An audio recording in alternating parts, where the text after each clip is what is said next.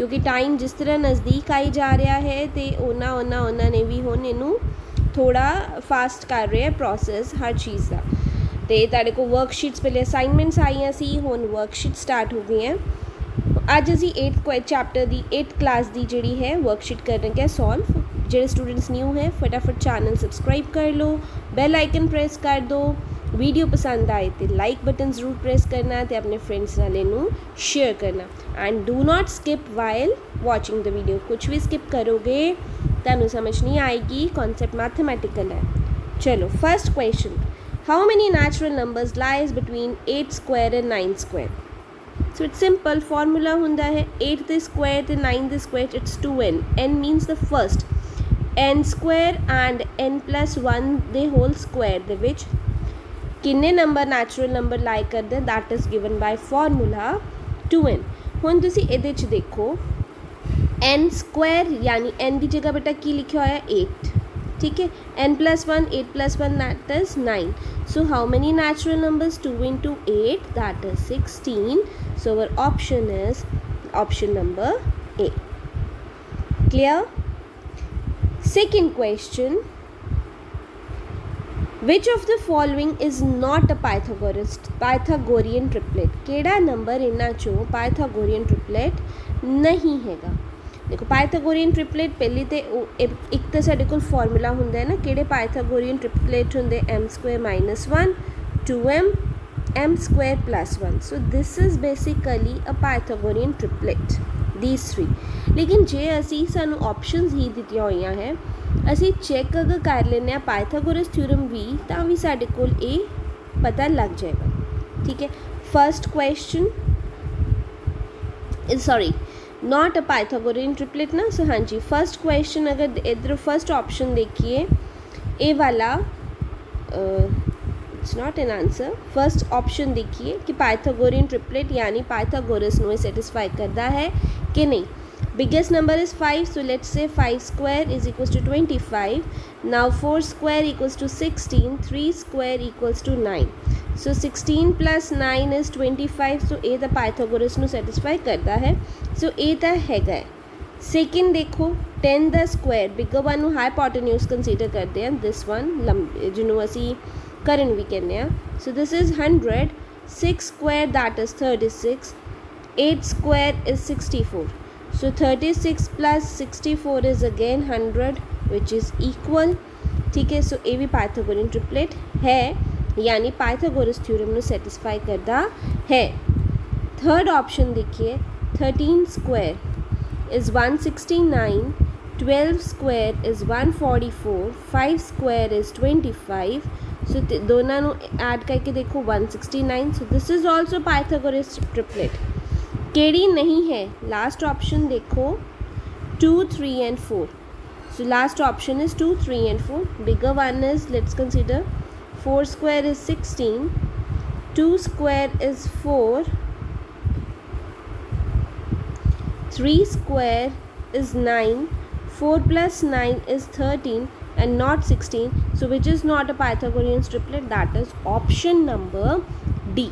So what will be the answer for second question, that is option number D. Clear?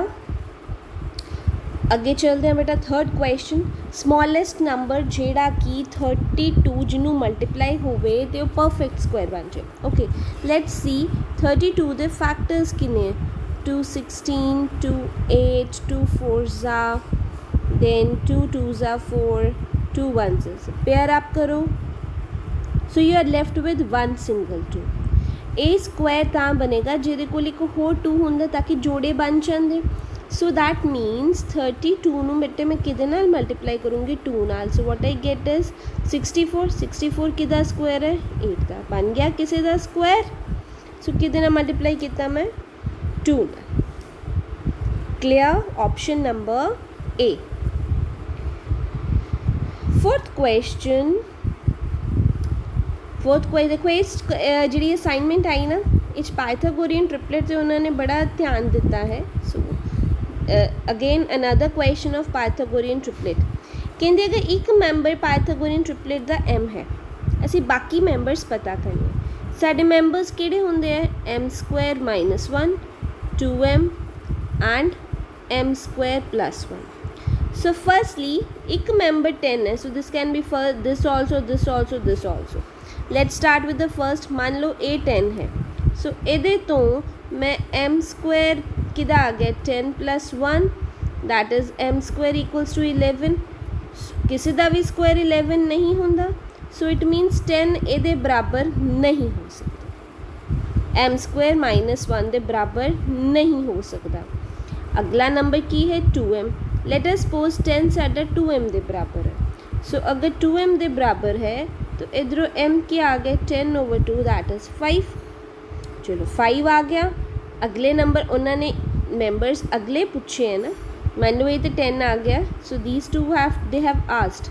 So m square plus 1 की हो जाएगा 5 square plus 1 it is 25 plus 1 that is 26. 26 बच्चे कोई option नहीं है, ये भी चेक कर लो. m square minus 1 that is 5 square minus 1 25 minus 1 that is 24. 24 या 26 ऑप्शन ही नहीं है ना. किसी 3 एंड 8 है 6 एंड 8 है, सो इट मीनस ये भी नहीं हो सकता. थर्ड केड़ा रह गया हुण साडे कोल कि जे m स्क्वायर प्लस 1 10 दे बराबर हो जाए. हुण असीं इहदे ते देखना है. मान लो m स्क्वायर प्लस 1 बच्चों 10 है, सो m स्क्वायर कितना आ गया 10 माइनस 1. m स्क्वायर किदे इक्वल आ गया 9. 9 किदा स्क्वायर है बच्चों 3 दा. सो m दी वैल्यू मेरे को कितनी आ गई 3. सो इस केस विच मेरे को m दी वैल्यू 3 आ गई है. हुण बाकी मैंबर पता करते हैं. ए मैंबर तो मिल गया मेरे को कि 10. I have to find these two. चलो अगर इफ़ m इक्वल्स टू 3 में लेनी है, so what is the value of m square minus 1 that is 3 square minus 1 9 minus 1 that is 8. So 8 option पहले दो च. दूजा भी देख लो 2m दैट इज़ 2 इंटू 3 की आ गया 6. So what is the answer 6 and 8. So your answer is option number B that is 6 and 8. Clear? Next, fifth part, fifth question.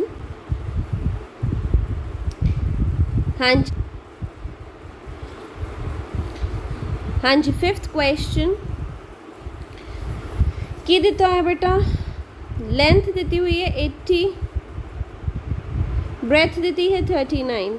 उन्होंने किद पूछा है, किदी लेंथ पूछी है एदी डायगनल दी. डायगनल एक तो अटैच हाइपोटेन्यूस लग रहा है. सो दिस इज आस्क्ड, ए पूछा गया है. हाँ जी एक राइट एंगल ट्राइंगल है. Let us suppose name it as ABCD. की आ गया था AC square equals to AB square plus BC square. हाँ जी AB कितना है 39, A कितना है 80. सो 39 का स्क्वायर करोगे तो आएगा 1521. 60 तक 8 तक करोगे 6400. सो टोटल एड ऑन करो बेटा इन्होंने दोनों नू तो कितना आ गया 7921. So that is AC square comes out to be 7921. हुण असी देखना है 7921 किस दा स्क्वायर आ रहा है. सो 8 8 64, here it 15 उतो आ रहा है 21. 8 दिना 8 2 16. सो हुण 1 दा पिछे सिर्फ 9 दे स्क्वायर चाहता है ना. सो 169 इंटू 9 करिए 169 9 9 is 81. So 6 9 is 54 and 8. So it's 64 and 8.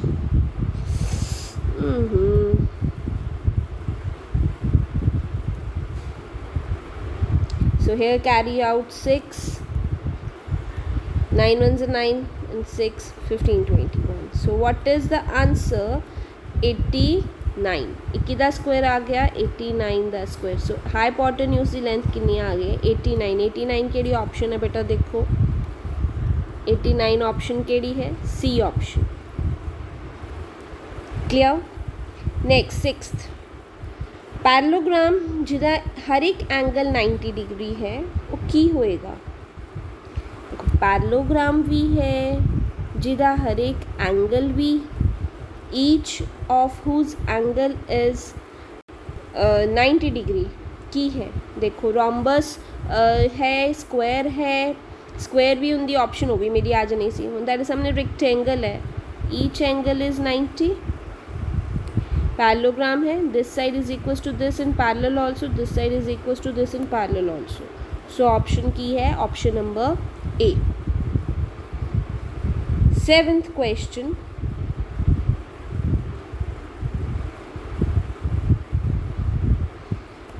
Parallelogram जिहदियां सारियां साइड्स इक्वल है बेटा सारियां जिहड़ियां साइड्स इक्वल ने ना वो किदियां किदियां होंदियां दो ही केस है या तो वो स्क्वायर होएगा या वो रोम्बस होएगा राइट या वो स्क्वायर हुंदा है या वो रोम्बस हुंदा।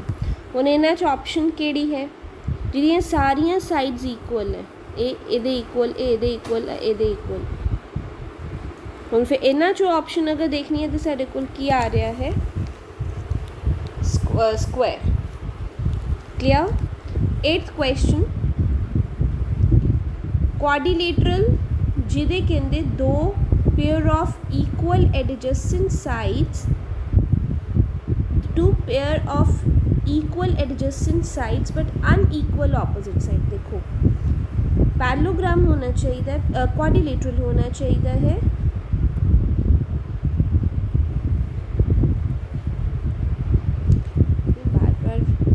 पॉपअप मेन्यू होती है हाँ जी जी एडजस्टेंट है एडजस्टेंट मीनस नाल दियाँ ये दोनों तो इक्वल ने बट जी बाकी है वो जी बट अनइक्वल ऑपोजिट साइड्स जी बाकी ने वो अनइक्वल ने मतलब ये इन्हों के बराबर नहीं है एडजस्टेंट नाल दियाँ बराबर ने बट बाकी नहीं। हुण रोम्बस दियाँ सारी साइड्स बराबर है ऑल साइड्स पैरेललोग्राम दियाँ आमो सामने वालियां बराबर होंदियां हैं स्क्वायर दियां ऑल काइट है देखो इदियां ए बराबर ने ठीक है बट ए वाली एदे बराबर नहीं है। So what will be the option option number see that is kite. Ninth question असी नंबर लाइन ते रिप्रेजेंट करना 5/3 5/3 अगर असी डिवाइड करिए so it will be 3 1s are 3 balance is 2 so it will be 1 तो प्लस है 1 plus something okay. सो ए है 1 ए है 2 1 तो बड़ा है ठीक है 1 कितना आंदा अगर नीचे 3 है 3/3 is 1 so next dot will be 4/3 next dot will be 5/3 next will be 6/3 cancel out करके 2 आ गया। सो 5/3 नू केड़ा लेटर रिप्रेजेंट करता पे H option number D. Last question कहते नीचे जो असी प्लॉट करना है 2/3 एंड 1/3। सो पहले 2/3 तो सीधा ही दिता है 3 1s are 3 and 4 एक ही है इनू सिंपलीफाई किया 4/3 ठीक है। हुण 2/3 अगर असी लगाइए सो 3/3 मेरा की हुंदा है 1 तो 2/3 की है इस तो पहला आंदा 3 तो पहला 2 इस तो बाद की आंदा 4। सो केड़ा नंबर है जिहड़े 1 तो पहली डॉट ते टिक किया होया ते एक डॉट बाद चो टिक किया है this one. So this is over 2/3 this is 4/3। So तुहाडा आंसर की है option number A. Clear. So this was all from your worksheet number 1 for 8th class. इदां दियां होर भी जिहड़ियां आउणगियां डेली पोस्ट होंदियां जाणगियां। चैनल नूं शेयर करना सबसक्राइब करना ते लाइक प्रेस करना ना भूलो। Thank you.